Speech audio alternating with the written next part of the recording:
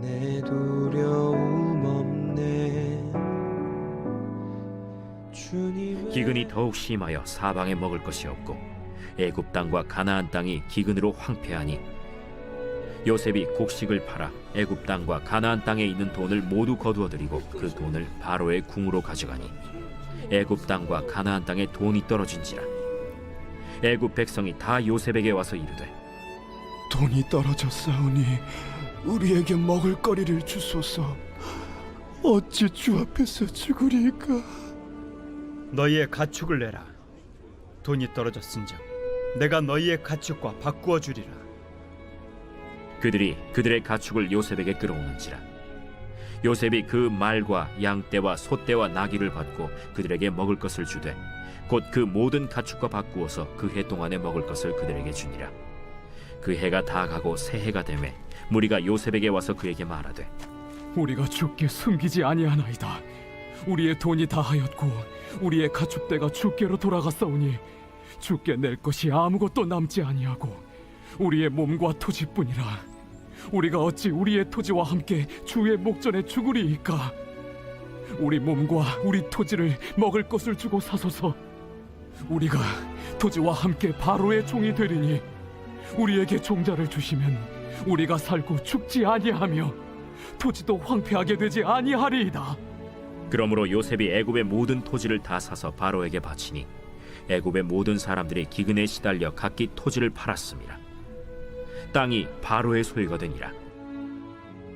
요셉이 애굽 땅 이 끝에서 저 끝까지의 백성을 성읍들에 옮겼으나 제사장들의 토지는 사지 아니하였으니 제사장들은 바로에게서 녹을 받음이라. 바로가 주는 녹을 먹음으로 그들이 토지를 팔지 않음이었더라. 요셉이 백성에게 이르되 오늘 내가 바로를 위하여 너희 몸과 너희 토지를 샀노라.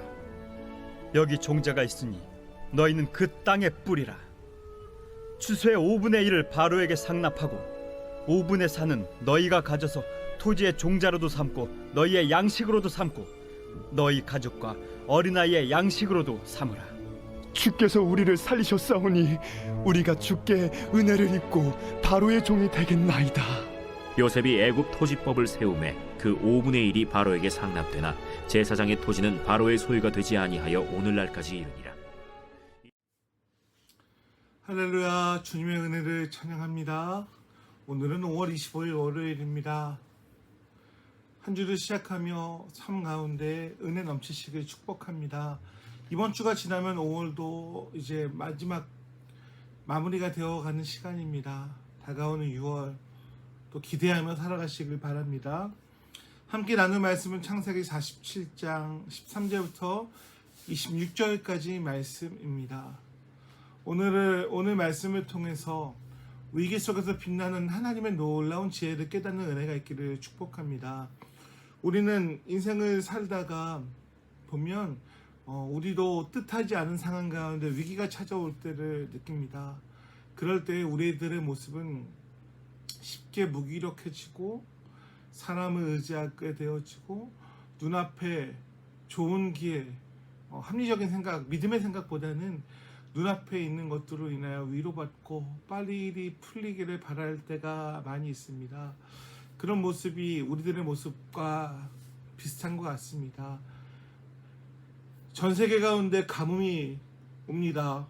그리고 애굽과 가나안 땅은 그 가뭄을 겪게 되어지는데 이 가뭄의 때에 하나님께서 동행하시는 형통한 사람, 꿈꾸는 사람 요셉을 통해서 애굽 땅이 많은 민족들을, 사람들을 살리는 놀라운 은혜의 상황을 경험하게 되어집니다.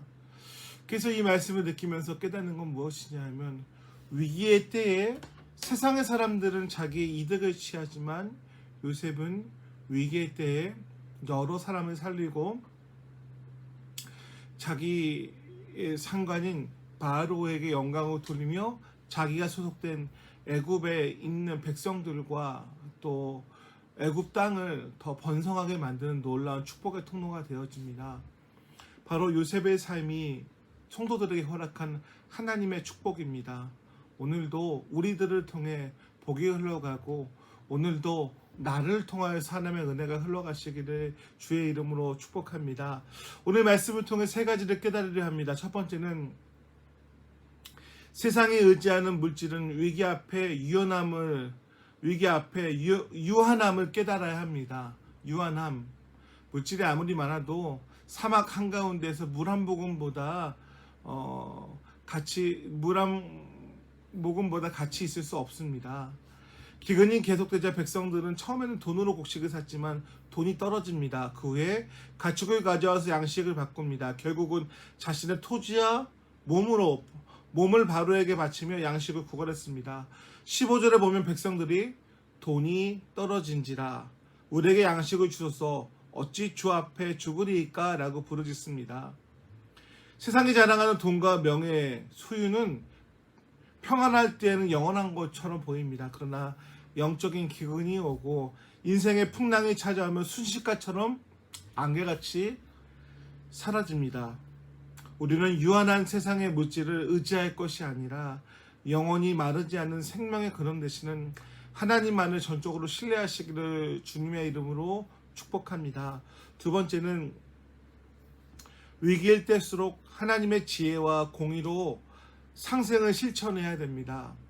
비전의 사람은 혼자 모든 것을 독식하는 것이 아니고 내 것을 세우는 것이 아니라 남을 높이는 사람입니다. 요셉은 백성들의 토지를 바로의 소유로 사들인 후에 그들에게 종자를 나눠주며 경작하게 했습니다. 그리고 어떻게 하죠? 거둬들인 추수의 5분의 1을 세금으로 내고 나머지 5분의 4는 백성들의 양식과 종자로 삼도록 제도화하였습니다. 그러다 보니 백성들의 만족도가 커지는 거예요. 25절에 보면 백성들은 요셉을 향해서 이렇게 얘기합니다. 주께서 우리를 살리셨사오니 우리가 주의 은혜를 입고 바로의 종이 되겠나이다 라고 고백합니다. 지혜로운 정책은 바로를 높입니다. 지혜로운 요셉의 지혜는 모든 사람을 살리는 놀라운 은혜가 있었습니다. 그러므로 이 시대를 살아가면서 눈앞의 이익이 아니라 하나님이 기뻐하시는 뜻을 선택함을 통하여서 많은 사람들을 살리고 하나님께 영광 돌리는 귀한 우리들 되시길 주의 이름으로 축복합니다. 백성의 약점을 이용해 착취하는 것이 아니라 국가의 통제력을 강화하면서도 백성들이 자립하여 살아갈 수 있도록 길을 열어준 것, 바로 이것이 하나님이 주신 지혜입니다. 성도는 위기의 때에 나 혼자만 살아남으려고 꼼수를 부리는 자가 아니라 요셉처럼 주변을 살리는 유익하신 하늘의 지혜를 가진 사람입니다. 오늘 우리 가마교회 성도님들이 이 시대 가운데 그렇게 쓰임 받으시기를 축복합니다. 세 번째는 우리의 소유와 생명 전체를 주님께 온전히 의탁해야 됨을 우리 가운데 얘기합니다. 애국 백성들이 살만하고 애국 백성들이 죽음 가운데서 자신의 것들을 지혜롭게 그렇게 베풀어준 바로에게 뭐라고 얘기합니까? 자기들이 종으로 살겠다라고 얘기합니다. 그들은 굶어 죽지 않았습니다. 생명을 보존할 수 있었습니다. 그러나 그들은 이 지혜로운 판단 가운데 바로가 진정한 통치자이고 바로가 우리들 가운데 놀라운 것을 정말 좋은 환경이다라는 것을 알았기 때문에 모든 것을 전적으로 의지합니다. 이 모습을 통해 우리는 보게 되어집니다. 영적인 거울을 보게 되어지죠. 죄와 사망의 기근으로 죽을 수밖에 없는 우리들에게 주님께서 구원을 주시고 생명을 주신 것입니다. 주권자신 주님께서 우리들 가운데 양도하신 것이죠. 그런데 이제 구원받은 우리들 어떻게 해야 됩니까?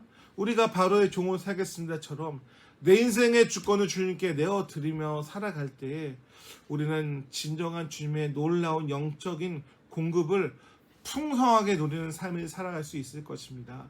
저는 우리의 삶 가운데 고백해야 될 것들, 첫 번째는 내 것이 아니라는 것을 늘 고백하시길 축복합니다. 건강도 물질도 자녀도 하나님께 주신 것임을 기억하시길 축복합니다. 두 번째는 우리의 삶은 내 것만 채우고 안전하게 살아가는 인생이 아니라 축복의 통로, 풍성한 삶으로 초대받았다는 사실을 기억하시기를 축복합니다. 요셉은 하나님의 지혜로 모든 사람들을 풍성하게 하였습니다. 오늘 우리 성도님들의 자녀들이 일터가 또 우리 가마교회가 풍성한 삶을 살아가는 그 터전이 되시고 통로가 되시기를 주님의 이름으로 축복합니다. 1930년도에, 그러니까 우리나라로 말하면 IMF 시기를 기억하실 것입니다. 많은 기업들이 나자빠지고 부도가 나고 극단적인 선택을 하는 그 시기들 가운데 중소기업을 경영하는 어떤 회장님께서 지금은 회사의 이익을 남길 때가 아니라 한 사람의 직원이라도 더 살려야 할 때입니다 라고 얘기하며 자신의 모든 재산을 다 내어놓아서 직원들의 가정을 살렸다고 합니다. 그 소문이 나니까 어떻게 되어지죠? 이제 회복되어지고 난 다음에 직원들이 충성을 다해 일함을 통해서 그 회사는 더 성장했다라는 이야기가 있습니다. 위기 속의 소유보다 생명을 택하는 지혜, 그 지혜가 하나님이 우리에게 주신 것입니다. 그러므로 생명을 나누고 사람을 살리고 사람을 구원하는 우리 감화교회 성도님들, 영적인 원리로 하나님을 붙잡는 성도님들 되시기를 축복합니다. 기도하겠습니다. 은혜의 하나님, 요셉 한 사람이 하나님과 동행하였을 때 하나님은 요셉을 통해 애굽을 살리고 모든 사람들을 살렸습니다. 그리고 요셉을 신뢰해준 바로에게 놀라운 은혜를 축복하시고 그리고 그 은혜를 받게 하셨습니다. 하나님, 이 모습을 통하여 영적인 원리를 봅니다. 이 모습을 통하여서 하나님, 생명을 구원받은 우리들이 어떻게 살아가야 될지에 관한 모습도 바라보게 되어집니다. 모든 것을 허락하신 주님, 생명을 허락하신 주님, 우리를 축복의 통로로 부르신 주님, 우리도 백성들이 바로 앞에 종으로 살겠습니다, 내 것이 아닙니다라고 고백하였던 것처럼 우리 인생, 우리의 삶, 우리의 건강도 내 것이 아님을 늘 고백할 때 더 풍성하게 채우시는 하나님을 경험하는 은혜를 누리는 우리 감화교회 성도님들에게 붙잡아 주시옵소서.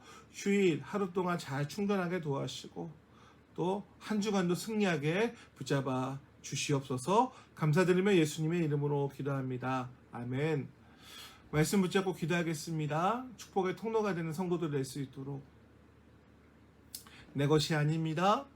그리고 풍성한 삶을 살아가는 성도들 될 수 있도록 우리 감화교회 성도님들의 축복과 통로가 되어지고 풍성한 삶을 간증하며 살아가는 성도님들 되시기를 주의 이름으로 축복합니다.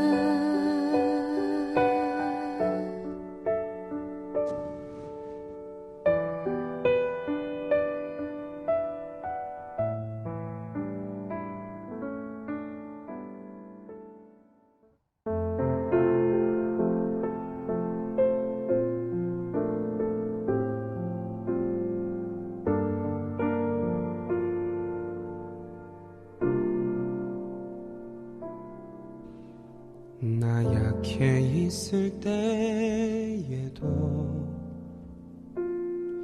주님이 함께 계시고